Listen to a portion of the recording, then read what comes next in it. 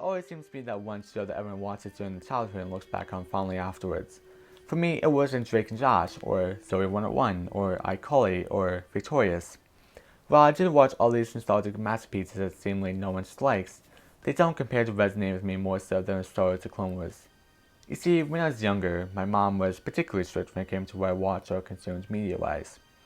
She didn't want the innately childish antics of SpongeBob SquarePants to rot my brain. She didn't want the daft, inappropriate content that Wimp could provide to influence me in any way. And she didn't want me to watch Teletubbies? Quite frankly, I was confused by the last one. The only conjecture I ever reached was that she was repulsed about Jemima the character's beard, but the logic also seems contradictory since I was permitted to watch Thomas and Friends. Another show that my mom surprisingly allowed me to watch was Star Wars: The Clone Wars. While it's targeted towards a young audience, it still had some grim and morbid scenes and episode arcs in its first season alone. In the second episode of the show's existence, clones were stranded in space and were incrementally sucked into a cold vacuum by droids sent to terminate any and all survivors from the wreckage of a Republic Venator. 15 episodes after, a mad scientist reintroduced the Blue Shadow virus, a pestilent plague-like disease that slowly killed the virus's victims that were eradicated several years prior to the Clone Wars. But despite these very mature, grim circumstances in the Clone Wars, I was still allowed to watch it. And I'm glad I was, because I wouldn't have gotten into Star Wars the same way. Or maybe I would have even gotten into it at a much later date, like when The Force Awakens premiered in 2015. Think about that. Instead of clones that, despite all being identical to each other, had incredible character development and made their audience attached to them, I could have been initiated in Star Wars by Rose Tico. While I am a fan of the sequel trilogy, for the most part, there is something undeniably charming and eye-catching and unbelievable about the Clone Wars that really makes it a lightning-ball anime series. To celebrate this incredible show that introduced me to a franchise that I would love and cherish over a decade later and to say a proper farewell to it, I decided to make, this video. A video showcasing how a show like the Clone Wars, something I'm emotionally gravitated towards, can set off, let's just say, on the wrong footing, but end in the highest of highs. Without stalling any further, let's just jump right into it, Gucci Gang.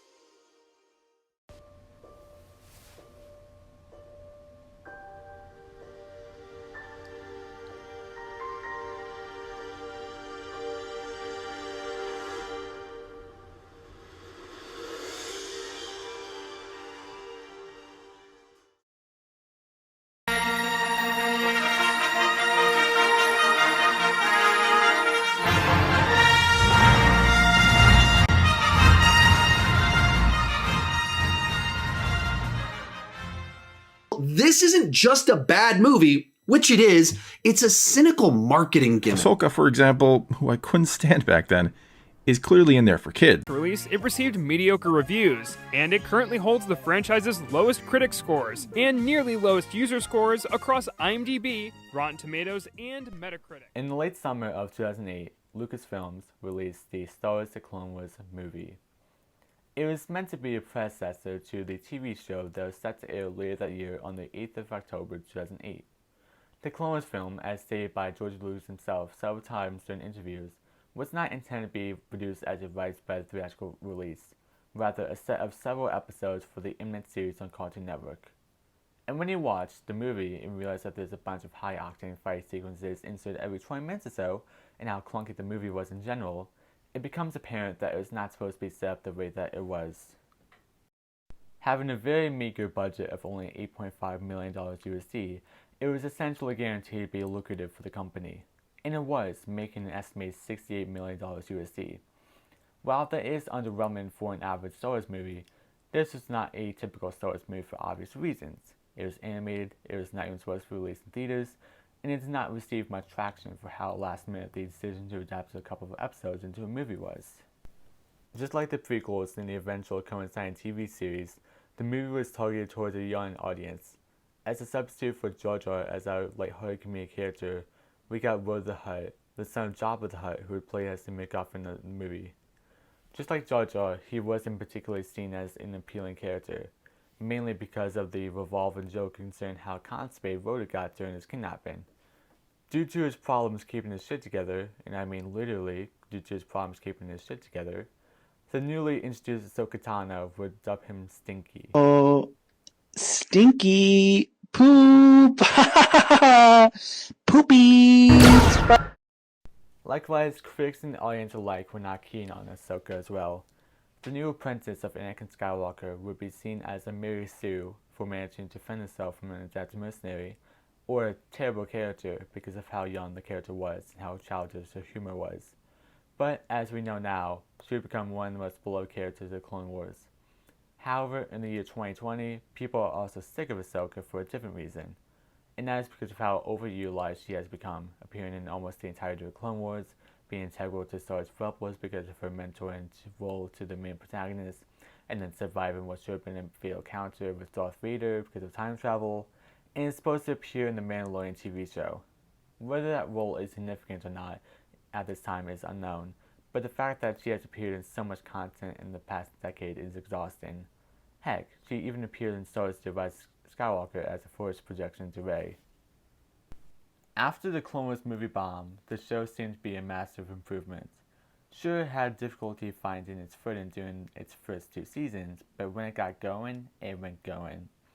The show also had a fortune cookie message in the beginning of each episode that would be associated with the episode. Most of them pertain to loyalty and finding trust and letting go of connections, but the biggest, most profound message to me was the theme of finding its true self in adversity. Obviously, since this is the Clone Wars, the show mainly premised around the identical brethren. Since they're all the same appearance-wise, the clones had trouble, especially in the beginning, finding the footing in the war and distinguishing themselves so that they were known. Your helmets. Remove them. Your faces I wish to see. There's not much to look at here, sir. We all share the same face. Deceive you, eyes can. In the Force. Very different each one of you are. Sometimes, as seen in Season 1, Episode 2, the clones even felt obsolete and unworthy to be saved if in a dangerous circumstance. We're just clones, sir. We're meant to be expendable. Not to me. But, just like the series itself, the clones manage to find their footing and find creative ways to be themselves. Usually, they would give themselves nicknames as opposed to the given clone ID, but sometimes the clones went the extra mile. Jesse from the 501st Legion, for instance, had a Republic insignia over one of his eyes. So in short, while the series flopped originally with a disastrous opening movie tie-in, the Clone Wars proved to be a classic after given the time to prove itself.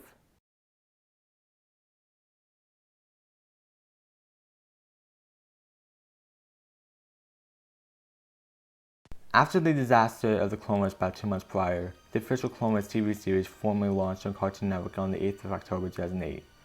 As I mentioned in the previous section, the Clone Wars didn't start perfectly at all. Nothing does. Sure, the first 2 seasons had some great moments and episodes.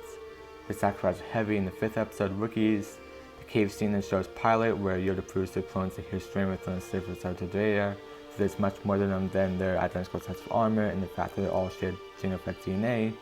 In Season 2's Death Trap, where the young clone cadets feel betrayed after a young Boba Fett stirs them in the middle of space.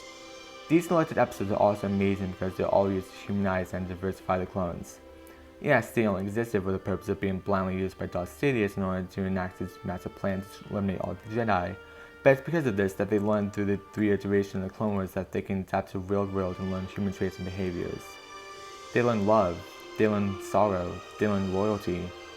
It's really the development of clones that is meant to make it even more of a burden to watch the eventual outcome of Order 66 in the series, all in the perspective of 2 characters that were built for us as an audience to care about. In actuality, while the clones try to humanize themselves, the audience learns to humanize themselves as well, learns to humanize an aspect of living other people, despite these people being fictional characters in an animated TV show, and most importantly, learns to sympathize. It's really the neglect of this theme in several episodes of the commencement of the Clone Wars that really makes the first 2 seasons conflicting in quality. In Bond by the Jedi, for instance, Jar Jar Binks finally succumbs to his Force abilities that he totally has to save Padme from the Neimoidians. In Brain Invaders, the clones aboard Vander with Ahsoka and Bear's Offie are the victims of a pestilent virus brought back from Geonosis, and begin mindlessly obeying the orders of these, as the title implies, Brain Invaders. What really bothers me about these 2 episodes in particular are the fact that they're so inconsequential and irrelevant to the progression of any theme or plot displayed when the clones are the premise of the series. When, for instance, Jar Jar is the target of an entire episode, it becomes goofy and silly. when Bear's Offie and Ahsoka attempt to survive mindless clones, it comes off as, again, goofy and silly, in opposed to the serious tone that the episode's evidently trying to instill. Brain Phase was essentially foreshadowing Order 66. Instead of capitalizing on that fear that the conclusion of the show was supposed to bring, the series reveals it and makes it nothing but a joke. While there's still some mediocre episodes in season 3 to 6, it was overall unbelievable. In the first 2 episodes of the 3rd season, we see the challenges clones had overcome to prove their worth and allegiance to the Republic. The Morris arc foreshadows Anakin succumbing to the dark side of the Force, something necessary to display his confliction on being a hero to just Padme or a hero to the entire Republic. Immediately thereafter is the incredible Citadel arc, a series of episodes showcasing the sacrifice and loss our heroes had to be inflicted with to just simply win. And that's all just in the 3rd season alone. My favorite arc from when I was younger was the Embar arc. This arc really shined because it showed the contemplation and difficulties the clones had to suffer through as brethren. The main conflict of the arc, internally-wise, was if the 51st Clone Legion sent to Embar to confront a separatist threat should execute disobedient brothers in the ranks, or deliberately oppose Jedi Pong Krell because of his unconventional philosophy and ideology. Should the clones disobey their programming, or do what is right and revolt against authority? Or do what is wrong, but that thing that is wrong is inherently just because it follows their programming? Again, this is questioning their humanity, their rights, their liberty. Should they relinquish that, or stick to orders that are controversial? This is what is unbelievable about the Clone Wars. Science fiction usually questions the humanity of what are meant to be mindless workers that are supposed to obey orders and that's it. It's seen in Battlestar Galactica, Detroit Become Human, Blade Runner. And usually, these living bodies meant to be manipulated by authority, rise up and fight for the betterment of themselves. Instead of sidelining a story that has so much potential being gut-wrenching, the Clone Wars make that their premise and makes it gut-wrenching. It develops characters that are meant to be cared about and do become cared about. We as the audience root for the diversity shown for the clones, praise them for overcoming the inner demon that is the programming. That's what makes Order 66 that much more devastating, because we see the individual be conquered by that tiny devil on the shoulder that is the program and be consumed by that. Instead of humanizing, they become the self-destructive machines that they were destined to be.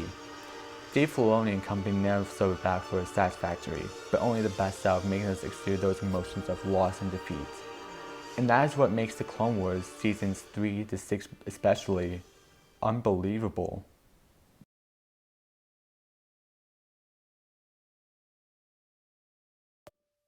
In this video, I talked about the flaws and imperfections of a show that I believe shaped who I am today, but it's also perfect and incredible. Without the Clone Wars, I wouldn't love Star Wars as much as I do. I look around my room and all I see is Star Wars books, Star Wars bobbleheads, Star Wars stuffed animals. I'm surrounded by a franchise that, despite its imperfections, is strangely perfect. While watching the Clone Wars finale last night, I pondered if the quality of something is actually associated with the entertainment value of that thing. Yes, the Clone Wars had its downsides, especially in its beginning. But do those imperfections truly deter me from having such a positive opinion on it, when such a vast majority of the show is so breathtaking, so incredible? I truly wonder this because of the last season of Clone Wars. You see, I was not a fan of the first 2 arcs that comprised the series finale. The first arc focused on Rex saving Echo, who survived the Citadel after being allegedly killed by the explosion of the Separatist shuttle. This arc didn't really entice me because of the unusually chalky animation and bland characters in the Bad Batch, who was such a focus point. The Bad Batch also undermined the clones, who had to scratch and claw in order to be distinct in some sort of aspect from the brothers, while the Bad Batch were inherently unique because of the genetic mutations that make them that way. And then there was the arc with the Martez sisters, 2 characters incredibly dumbfounded and naive, despite the fact that they had to live in poverty by themselves for so long. You'd think that they would have some general background knowledge on the world and, common sense, but they don't, and it just makes for such a frustrating watch. I'm not the only one who feels that way. The 3rd episode in the arc is currently the lowest scoring Clone Wars episode ever. Then there's the Siege of Mandalore, the series finale. Where did I even begin discussing such an incredible and flawless arc? Should I start gushing over the arc's incredible animation, the beautiful fights and battles that parallel some of my favorite scenes in all of Star Wars, the characters that we've cared about for so long now that he just didn't go? How about the fantastic conclusion where Ahsoka abandons her lightsabers, the last possession of hers that she has from her days with Padawan, in front of a grave of clone trooper helmets? Despite being so morbid and grotesque for that reason, it is also absurdly beautiful because, while Ahsoka leaves what she has left for the Jedi Order, we also leave her in the series as a whole. That is also seen with the next scene, the actual final scene, where Vader travels to the same planet after some time, finds Ahsoka's neglected lightsaber, envelopes the weapon of a Jedi inside his dark cloak, and departs. But we see him leave through the reflection of a clone helmet, representing that the last remnant of Anakin Skywalker is gone, left the Clone Wars. I said that what made the show earlier is that it humanizes the clones. However, in this arc, they succumb to the power of the programming and of Order 66. This is dark and devastating. After the war, it seemed as though the clones were wanting to begin establishing a life as actual human beings. Then that is just confiscated from them, that sense of liberty and freedom just taken away from them since they have to mindlessly obey the orders of Darth Sidious. These characters that were so developed and these characters who may experience the defeats and victories with are brainwashed and indoctrinated to only obey authority. In the finale of the arc, Rex gets his inhibitor chip removed by Ahsoka, making him free from authority and of having to execute Order 66. However, is it worth it to be free when the soldiers he considered brothers all have to be kept in this murderous bondage? Was it worth it for him to be able to flee while everyone else he learned to love cannot? That just adds another level of detail and overlay to the theme of humanity for the clones. Not the physical emotion parts, but the aspect of having to let go of people you care about, of letting go of your past, of having to leave your brothers, the only secure family you've had. This is another addition to a theme that is just so terribly disheartening and, I'm going to say it again, unbelievable. And for me, even though the Clone Wars isn't perfect quality-wise, these imperfections make it perfect. As long as I was entertained and compelled and sympathized with these characters, I don't think those bad episodes genuinely matter.